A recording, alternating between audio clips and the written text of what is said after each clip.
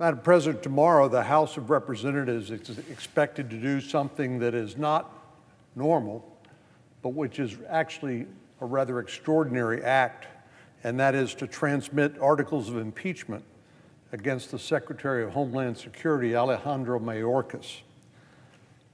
Over the last 3 years, Secretary Mayorkas has presided over an unprecedented security crisis at our southern border. The numbers vary, but roughly 7.4 million migrant encounters, more than 1.8 million gotaways, people simply evading law enforcement and melting into the great American heartland, untold amounts of fentanyl and other deadly drugs pouring into our country that killed 108,000 people last year alone. Then there are the children, 400,000 children placed with sponsors in the interior of the United States that have since been abandoned, literally, by the Biden administration. They say it's not their problem. They don't need to know whether they're going to school, whether they're getting the health care they need, or whether they're being trafficked for sex or involuntary servitude. Secretary Mayorkas, as the agent of the Biden administration responsible for this, has willfully and systematically refused to enforce our immigration laws. He has taken a bad situation and actually accomplished an amazing feat. He's actually made it worse, not better. Not only that, he's violated the public trust by repeatedly lying under oath to Congress and the American people. If these aren't impeachable offenses, I don't know what would qualify. Secretary Mayorkas must be held responsible for his actions, and I'm glad our colleagues in the House took the first step toward public accountability. The ball will soon land in the Senate's court, and it's alarming that we're hearing from the Senate Majority Leader and our Democratic colleagues that they are preparing not to hold a trial, which is what the Constitution and Senate rules require, but rather to sweep it under the rug without ever even holding a trial. That would mark the first time in American history that's happened and establish a dangerous new precedent. It's not too late, though, for our Democratic colleagues to abandon this misguided plan. But if they move forward, they should know that Republicans will use every tool available to us to try to force a full trial. Republican senators are preparing points of order to prevent Democrats from violating the Constitution and Senate rules.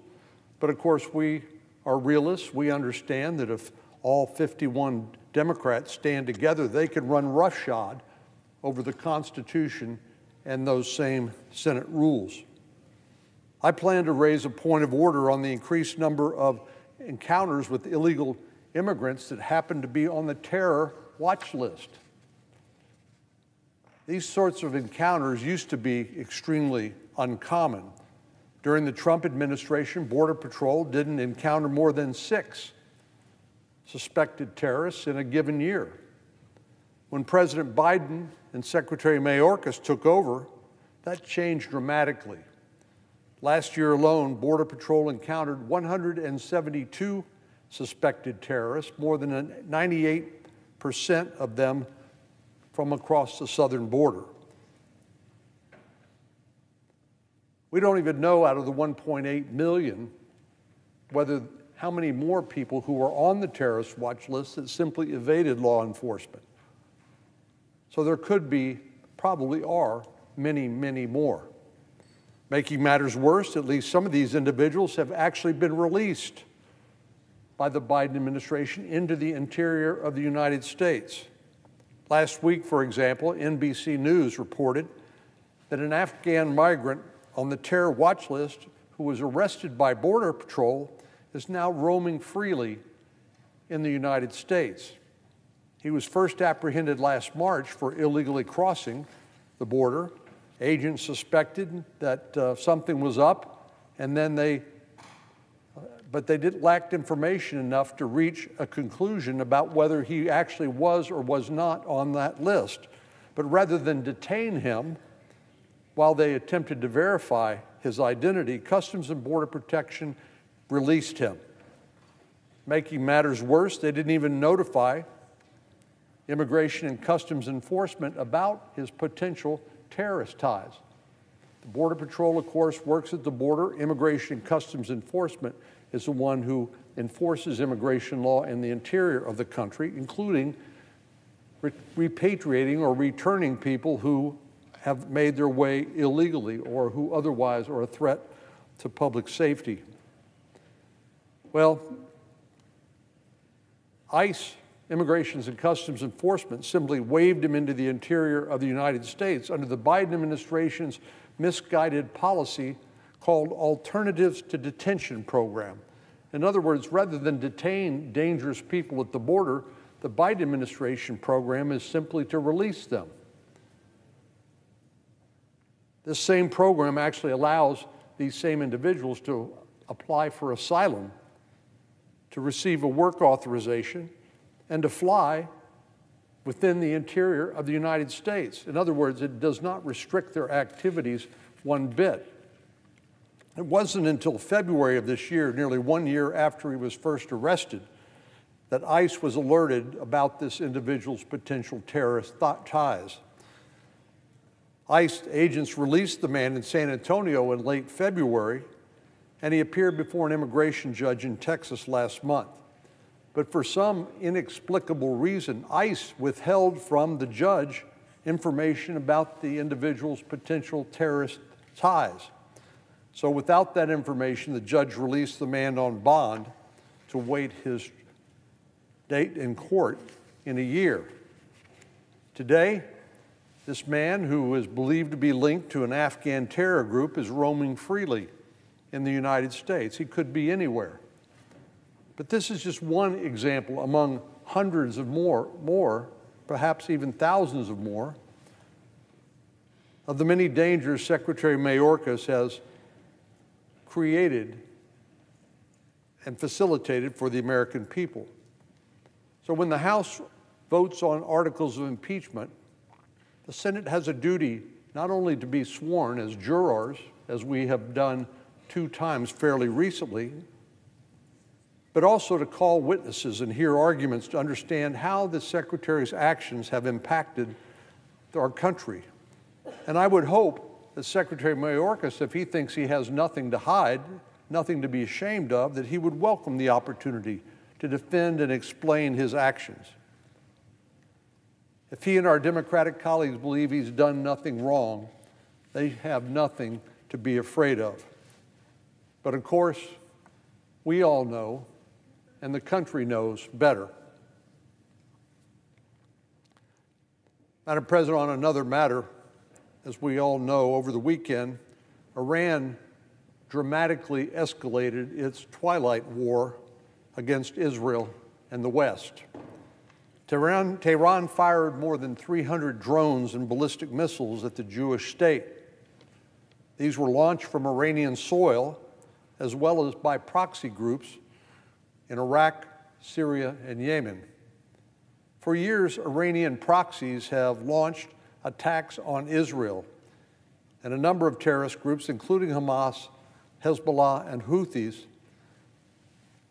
are the means by which Iran has prosecuted this war against Israel and the West.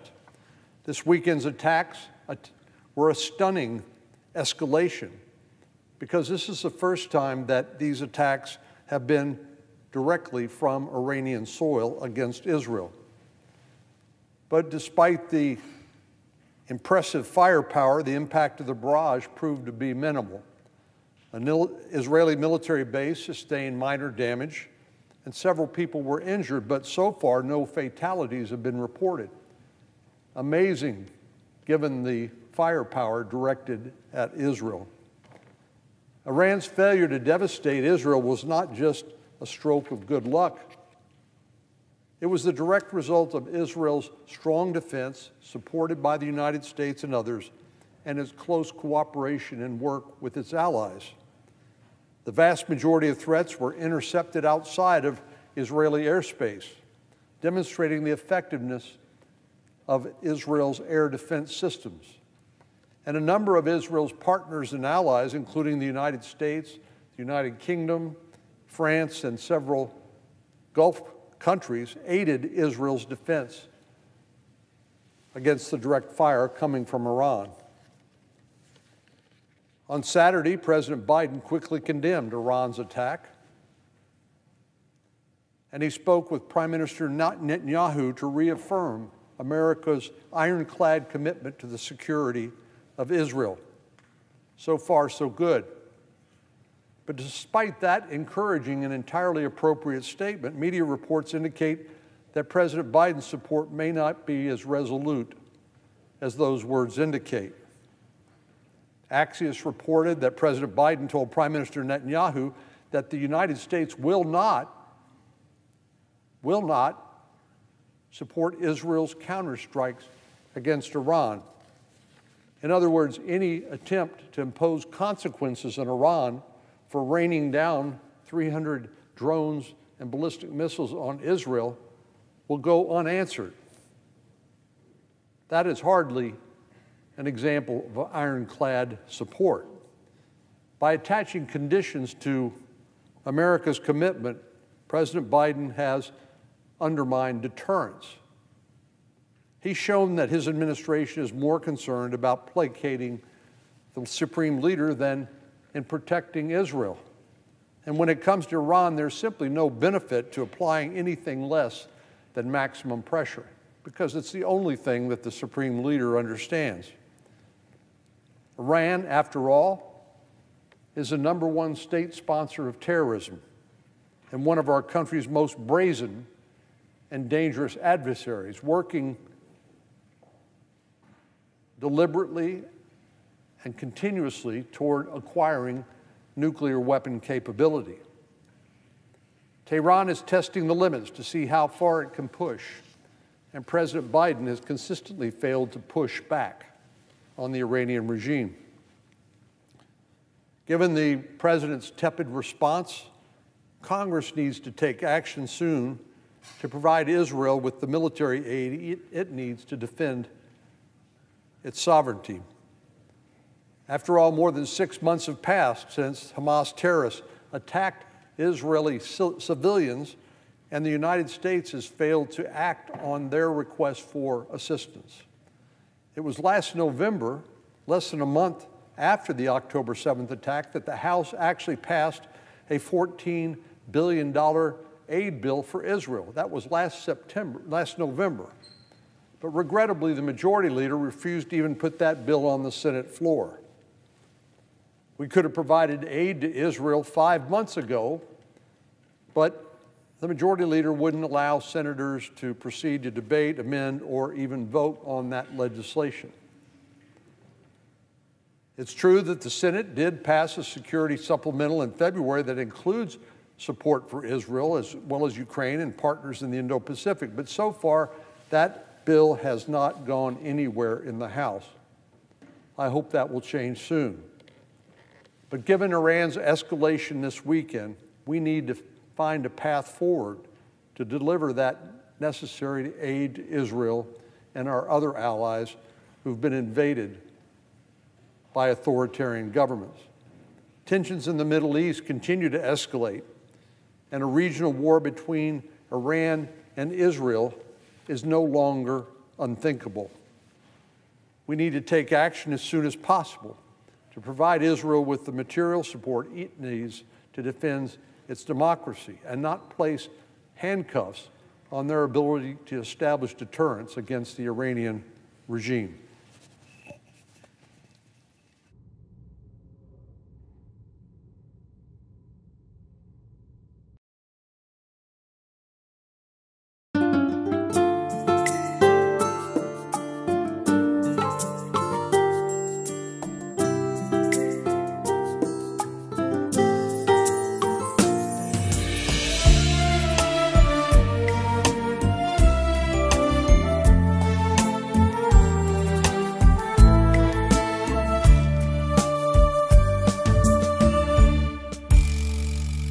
Phố đêm đèn mơ răng răng màu trắng như sao gối đầu ngủ yên.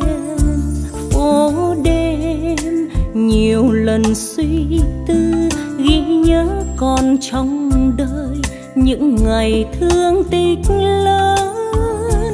Mây đen làm úa trong gầy, cho nên còn tiếng say mềm trước thềm ngàn lời vu vơ.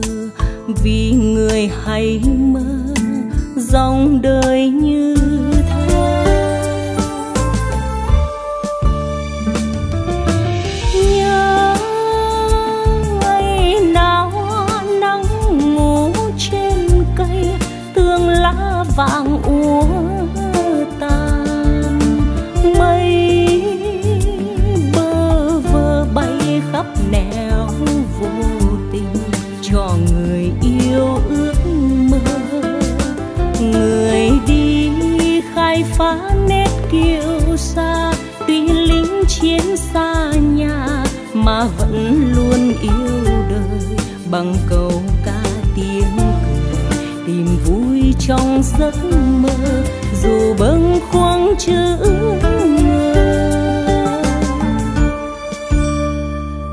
Phố đêm lạc loài hương yêu, chìm đắm như hàng cây giá lạnh ướt mềm. Phố đêm chờ người phong sương, chinh chiến từ lâu rồi, có niềm riêng hay ước. Cho tôi 10 ngón thiên thần, cho tôi 10 ngón thiên thần, để rồi dìu người tôi yêu, dìu người không yêu và người chưa yêu.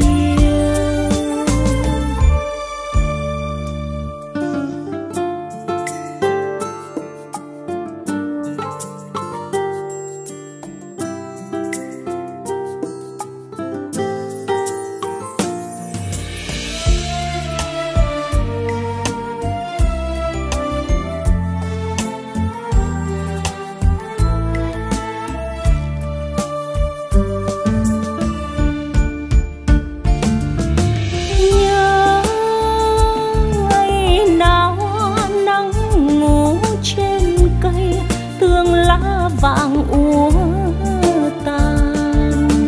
Mây bơ vơ bay khắp nẻo vô tình, cho người yêu ước mơ.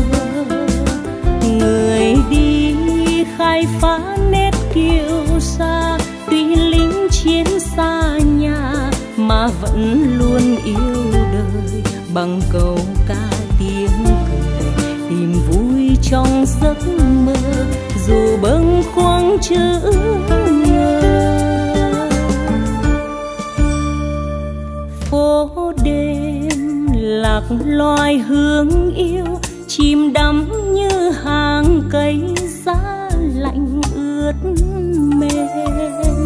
Phố đêm chờ người phong sương, chinh chiến từ lâu rồi, có niềm riêng hay ước. Cho tôi 10 ngón thiên thần, cho tôi 10 ngón thiên thần, để rồi dìu người tôi yêu, dìu người không yêu và người chưa yêu. Để rồi dìu người tôi yêu, dìu người không yêu và người chưa